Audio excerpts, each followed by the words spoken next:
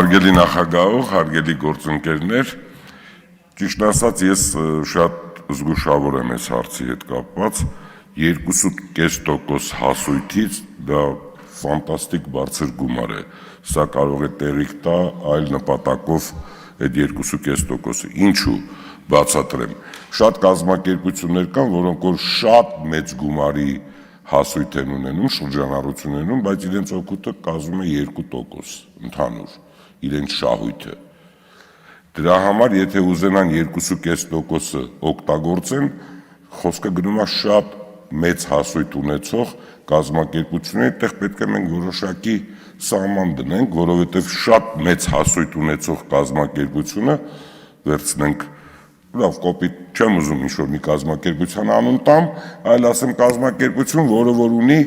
$100 միլիոն համարժեք շրջանառություն, դա շատ մեծ գումար անում 2.5%-ը, կամ ունի $200 միլիոն, կամ $300 միլիոն, այդ 2.5%-ը շատ բարձր տոկոս է, որովհետև խոսքը գնում է հասույթի մասին, իսկ շահութահարկ վճարելը արդեն պետք է հասկանանք, դրա համար ես կուզենամ, որ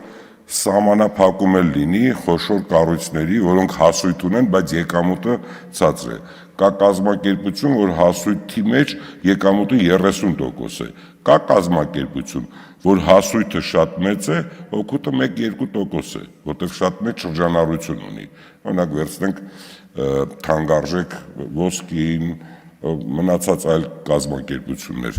դրա համար ես այստեղ մի քիչ ուզում եմ, որ սահմանափակում լինի, որպեսզի հետո տեղիք չտա նորից բերենք, օրենքը փոխենք, եթե հնարավոր է առաջինից երկրորդ ընթերցմամբ